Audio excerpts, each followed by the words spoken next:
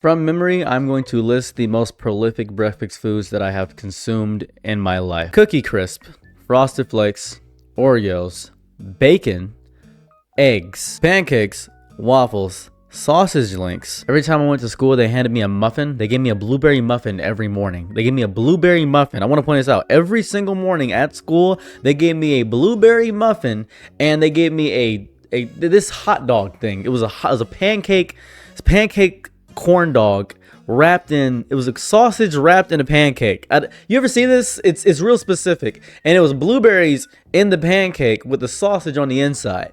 It was very greasy, and I ate it every day for school breakfast. I'm gonna try to list some healthy breakfast foods. Avocado, dang it. I mean, basically, you can eat avocado anytime you want to. Same with fruits. You can eat fruits anytime you want to. Vegetables aren't really a breakfast food, but an apple a day. I think an apple in the morning is basically considered breakfast for a lot of people. That's also a thing. It's always paired with something. It's always paired with something else. Breakfast is the most unhealthy meal. There's no healthy breakfast food realistically. Maybe oatmeal, but even oatmeal, you might add some brown sugar to it. Grits are incredibly bad for you. Horribly bad for you. Bagels? That's basically cake. Bagels with cream cheese. They got strawberry cream cheese. They have strawberry cream cheese. Breakfast is the only time we have all collectively agreed to call dessert nutrition. That's what we've done. We have done it collectively. And you know what people keep telling me? They keep telling me the same lie that has been disproven and debunked, but nobody ever wants to call the lie out, so I'm going to say it. Breakfast is the most important meal of the day. That's not true. I don't know why it's called breakfast. It's actually break fast. You're breaking your fast. You're breaking the fast of the 8-hour sleep you just had.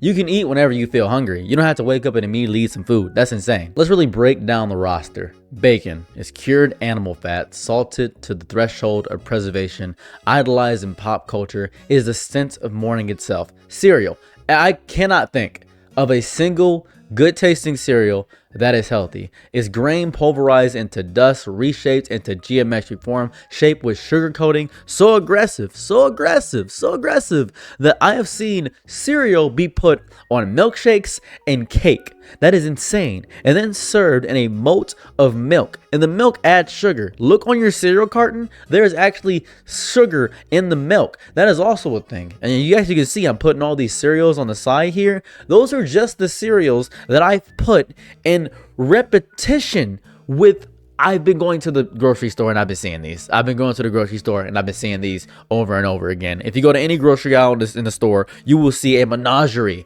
of different desserts. It's all just dessert. Muffins and Pop-Tarts. Pastries that if served after 7 p.m., they will be dessert. They will be dessert, I promise you. Yet somehow they received a lifetime pass to the Breakfast Club through sheer chronological lobbying. Hash browns. Potatoes, already a starch, deep fried into a second form of starch, served adjacent to eggs. As potatoes don't count as a vegetable, and I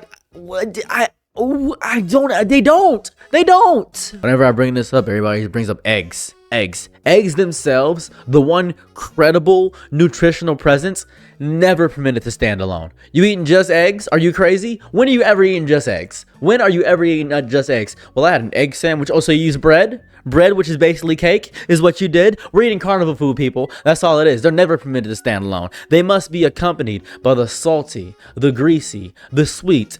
The protein is too ashamed to appear on stage without a choir, a chorus of coronary events. That's what happens. This entire edible theater did not just come out of nowhere. You know how it came? Dr. John Harvey Kellogg, the man who made Kellogg, John Harvey Kellogg, this man right here, John Harvey Kellogg, him. I want you to think of the most memorable slogans in your life. They're great. An apple a day keeps the doctor away. Carrots are good for your eyes. I want you to think of all these things in your mind. Only you can prevent forest fires. I want you to think of any slogan you possibly can. Make America great again. The slogans that people listen to, that's what it is. Dr. John Harvey Kellogg, a man of considerable eccentricity and aggressive dietary opinions, needed America to believe that breakfast was not merely a meal. No, it was a moral obligation. By the way, this is the same guy that made the cornflakes so people would stop fornicating. He did it so you could go basically sterile in the bedroom. He said people need to stop having intercourse. So I'm going to make this very boring cereal. That's what it was. His sanitarium promoted bland, grand-based eating as a path to physical and spiritual purity. That was his whole thing. That's what he wanted. His brother added sugar to make it sell, and together they launched one of the most enduring brand narratives in modern history. That the first thing you consume upon waking up determines your worth, your energy, your productivity, your very capacity to function as a contributing member of society. I forgot about coffee. I don't drink coffee. I just naturally have this much energy as a human being. It just coordinates through my entire body. I don't drink coffee. I stopped drinking coffee eons ago. But have you ever seen the coffee choices at any coffee place ever? A chai mocha latte, a latte mocha vanilla frappe. If you go and get a mocha frappe, a iced mocha frappe or a frozen frappe at McDonald's, they put caramel on top and whipped cream and coffee. You get that right in the morning. This is my sweet little treat. That's just a milkshake with caffeine in it. It's just a milkshake. You just got yourself a milkshake. That's it. Back on slogans. Breakfast is the most important meal of the day. That's the slogan. You've heard it. Mitochondria is the powerhouse of the cell. Breakfast is the most important meal of the day. That's the most important thing. It was engineered, tested, and deployed by the dietitians. Oh, wasn't it? It was done by dietitians, right? No? No. Little fun fact. Did you know that video game companies are now hiring psychologists? Did you know that? Did you know that marketing campaigns, marketing people are hiring psychologists so they can understand how brains work? This was done, not new. It's not a new thing, mind you. This has been done by advertising agencies for years. So many years. Advertising agencies working for cereal manufacturers. General Foods 1944 campaign. Eat a good breakfast, do a better job. That's what it was. Product placement for the entire category of morning carbohydrates, radio spots, educational pamphlets distributed to schools, nutrition experts deployed to women's clubs, all orchestrated to transform a commercial preference into an unexamined cultural instinct. And it worked! Wanna know how well it worked? Imagine this, right? You tell somebody you're going through a hardship or something bad's happening. One of the first things they might say is, well, are you eating breakfast? Why are you skipping breakfast? Why are you skipping breakfast? That's so straight. You're skipping breakfast? That's insane. People say that all the time. You're skipping breakfast? Are you okay? You haven't eaten breakfast? What's that? Strange, isn't it? Strange. How the absence of breakfast is not a dietary choice, it's a personal failing. It's you saying, oh, you wanna hurt yourself, huh? This is bad. Skipping it, like skipping a vitamin. Like showing up to life unprepared.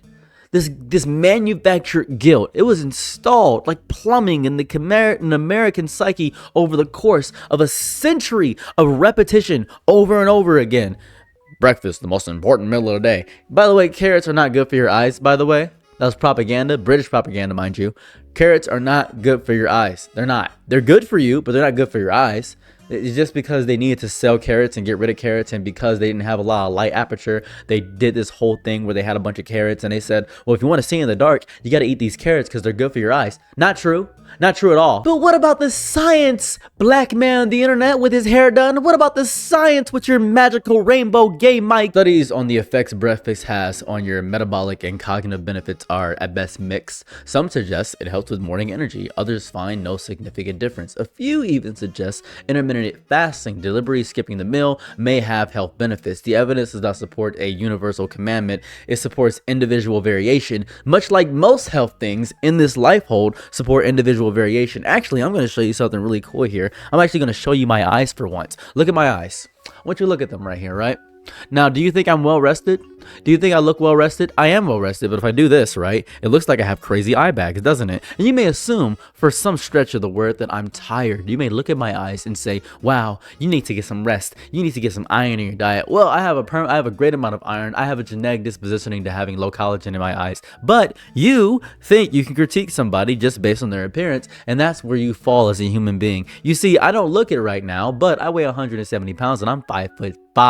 I'm 5'5", 170 pounds, and it's mostly healthy muscle, but technically by the BMI metric, I'm overweight. So that's how it works in that capacity. My blood sugar is right, my blood pressure is amazing, and I'm in the top 10 percentile of healthy in the nation. As a matter of fact, I'm in the top 13 percentile of healthy in the world. So you may not know that, but that's exactly where I'm at. So don't critique somebody when you don't know anything about them. Really examine the actual foods enshrined in the breakfast canon. They're not selected for nutritional density, they're selected for palatability. They taste good. That is their primary credential. Orange juice, held aloft as a health elixir, is functionally sugar water with vitamin C enrichment label. That said, yogurt tubes marketed to children contain as much sugar as serving a candy bar. The entire category of breakfast pastries exists as a regulatory gray area in the word pastry, right? Pastry.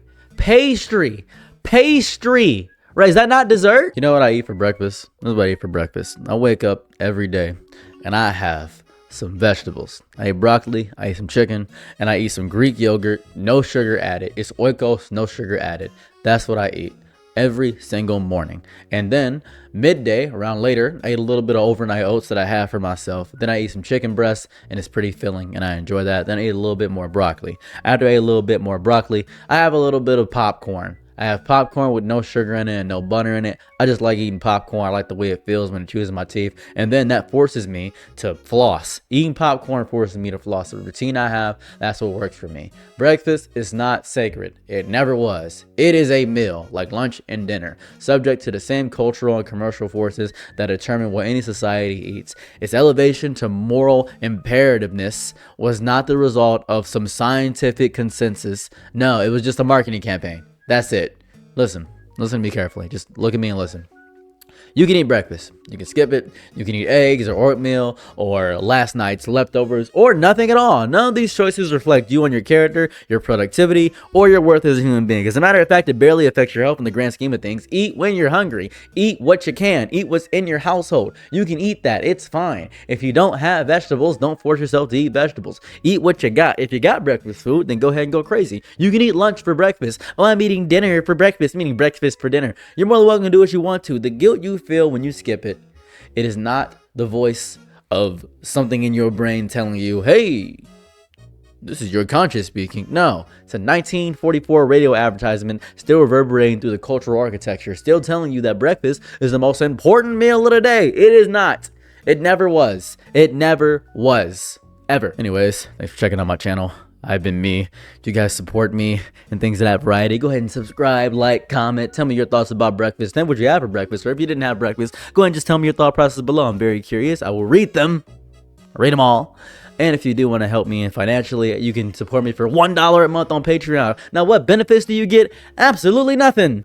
It's just general support, so I keep making videos every single day because I make videos every single day. And if you want to support me, I'd appreciate it. If not, that's fine too. Have a lovely day or night wherever you're at. I'm out. Peace. Bye. I'm your Nick and Night, be my Laurel Angelo. Ooh, happy to try what you need. Your world, I love to live in it. Ooh, I love the ride when you're free.